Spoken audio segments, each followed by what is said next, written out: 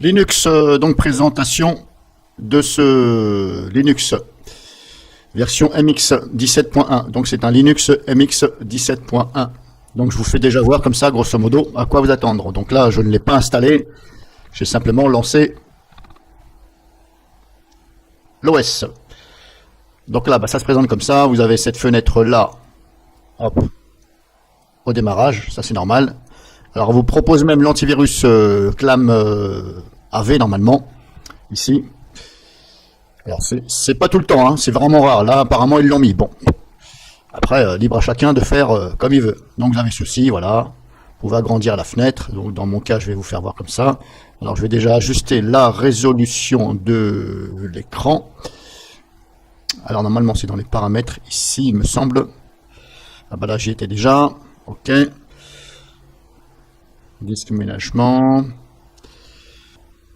Bon là, pour l'instant, je vais éviter de passer par là. Je ferme.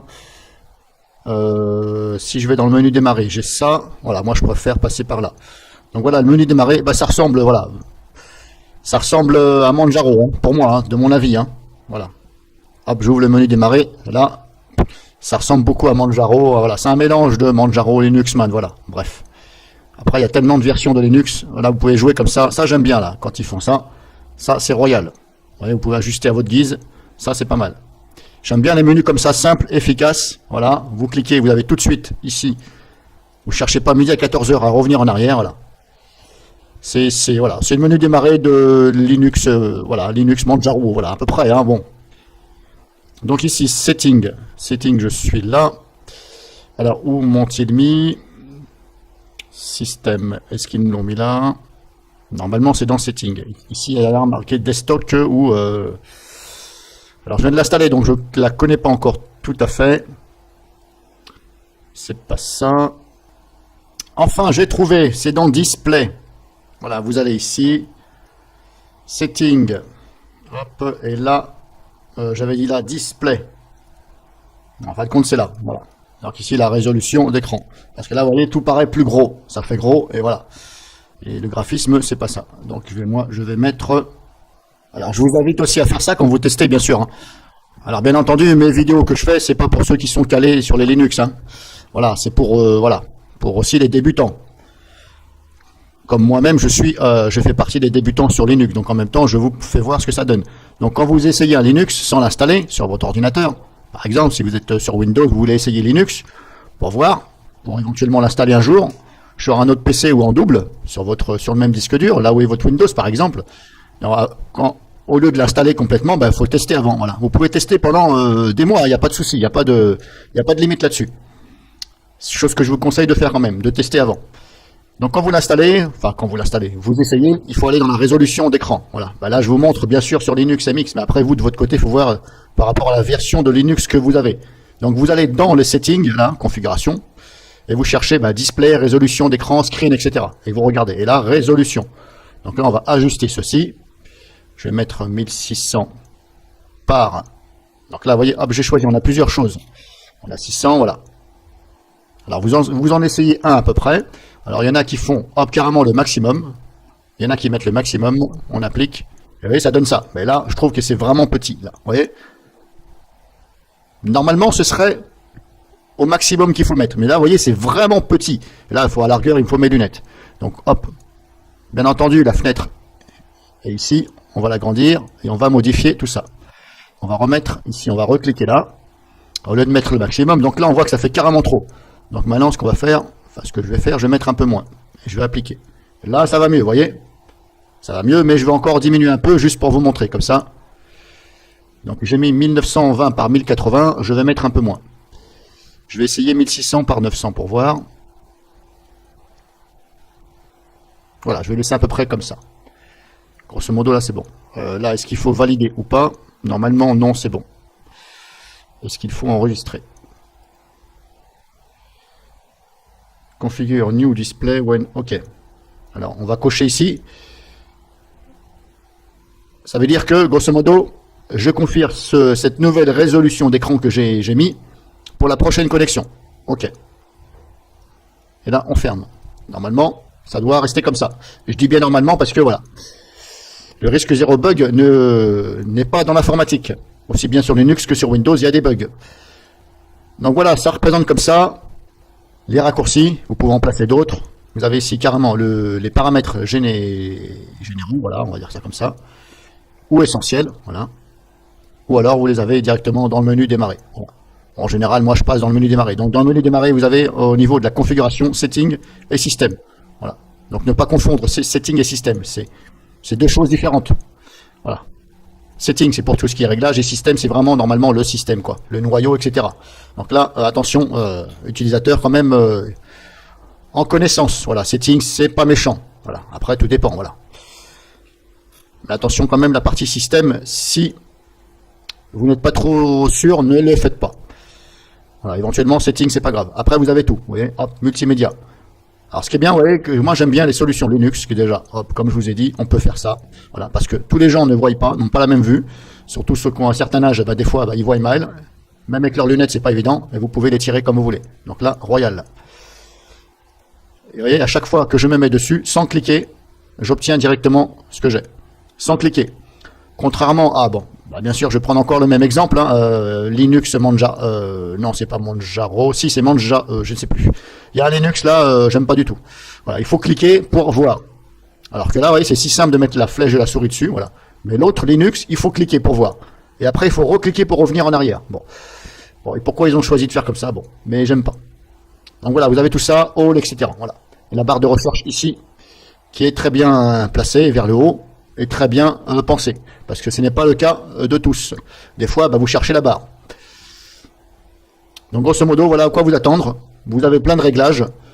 Donc comme je vous disais, il y a l'antivirus. Apparemment, ils ont mis l'antivirus ClamAV. Bon, c'est très rare de voir ça sur Linux. Ça peut arriver. Mais là, c'est la deuxième version de Linux que je vois ça. Après, vous pouvez le télécharger hein, sur Internet. Ou peut-être dans le store, il faut regarder. Alors pour ceux qui disent que sur Linux il n'y a pas de virus, c'est totalement faux. Voilà, il y en a beaucoup moins, mais il y en a quand même. Après, il est sûr que si vous n'avez pas mis d'antivirus et vous ne les scannez pas de temps en temps, peut-être que vous en avez, peut-être que vous n'en avez pas.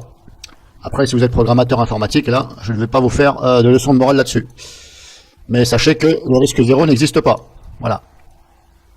Alors pour ceux qui veulent me tenir tête et se prétendre au-dessus de la réalité, merci de tester et d'être un peu plus intelligent surtout. Voilà, surtout quand vous affirmez qu'il y a zéro virus sur Linux. C'est totalement faux, il peut y en avoir. Donc, grosso modo, voilà, ClamAV, c'est un antivirus. Alors là, il y a marqué ClamTK, je ne sais pas ce que veut dire le TK, normalement c'est ClamAV, virus scanner, ok. Donc là, l'interface est comme ça. Je vais minimiser derrière, comme ça vous allez voir. Alors, il me semble que ça ne protège pas en temps réel, hein, c'est un scanner simplement. Hein. Il faut scanner, voilà, de temps en temps. Si vous avez des doutes ou voilà, ou si vous installez un logiciel pas très connu, par exemple, vous pouvez lancer un scan, on ne sait jamais. Après, vous savez, est-ce qu'il va trouver ou pas, est-ce qu'il y a quelque chose, c'est pas sûr. Est-ce qu'il va trouver, ce n'est pas sûr non plus, voilà. Tous les antivirus ne sont pas à 100% sûrs et certains. Donc, vous avez setting ici. On double-clique, on a ça. Moi, j'ai tout coché. Là, voilà, j'ai tout coché. Comme ça, au moins, ça scanne partout. Il suffit de lire, voilà. Donc là, hop, comme ça, c'est bon. Pour revenir en arrière, ici, back, Witlist, Network, Shoulder, qu'est-ce qu'on a? Vous pouvez programmer le scan, ça c'est pas mal. Ça va vous éviter à chaque fois de le faire vous-même, donc c'est la programmation. Vous avez même le mise à jour de la base de données. Vous pouvez régler aussi.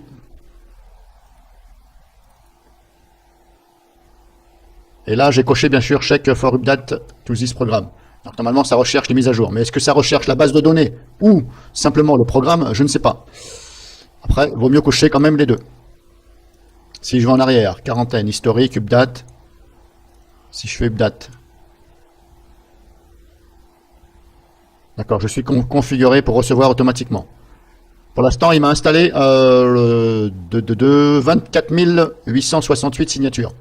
Antivirus signature. Alors, ceux qui disent qu'il y a zéro virus, excusez-moi. Comment se fait-il que je vois 24 868 signatures? Bon, allez chercher l'erreur. C'est pas grave, il y en a qui sont toujours plus intelligents que les autres, ou ils veulent faire des cacous. Ou alors ils savent pas. Moi aussi, ça m'arrive de me tromper. Quand je me trompe, bah, je le reconnais. C'est tout. Bah, bref. Voilà. Vous avez ça. Vous pouvez. Si je lance par exemple un scan, qu'est-ce que ça fait? C'est où? Scan file. D'accord. Alors là, vous choisissez le dossier à scanner ou le fichier. Est-ce qu'on peut le faire d'un clic droit? Je ne sais pas. Je ne sais pas du tout. Si je fais ça, vidéo, clic droit. Non, je ne vois pas scan, tout, machin. Bref. Je ne sais pas si on peut. Il faut regarder. Scan direct, analyse. Si je fais analyse, je double-clique. J'ai ça. Ouais, bref, je verrai ça après. Je vous fais déjà montrer le temps que je le prenne en main parce que je ne connais pas trop celui-ci. Donc voilà à quoi vous attendre. Mais voilà, bon. Si elle est stable, honnêtement, mon point de vue, hein, je suis pas un as de Linux. Hein, moi, je suis plutôt Windows. Je découvre un peu. Je fais partie des débutants. S'il n'y a pas trop de problèmes dessus,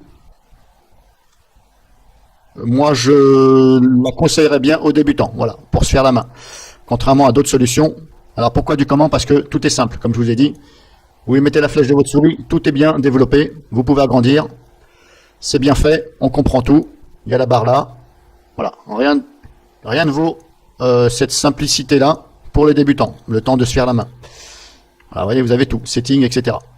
Les dossiers sont là, voilà. Grosso modo, ça ressemble à Windows, voilà, Windows 8, 10, voilà, ça ressemble à Windows, sauf que c'est Linux, voilà, tout simplement. Moi, je vois ça comme ça. Voilà, on va dire c'est un Windows 10, mais version Linux. Voilà, donc celle-ci, pour moi, s'il n'y a pas trop de problèmes, après il faut regarder sur le site, est-ce qu'elle est maintenue, tout ça. Je la valide, mon verdict, oui, je dirais oui, pour les débutants. Voilà, tout comme Linux Mint et Linux Manjaro XFCE. Voilà, j'en ai relevé 3 pour l'instant. Il y en a 3 qui sont dans mes favoris au niveau de la simplicité et pour les débutants à Linux.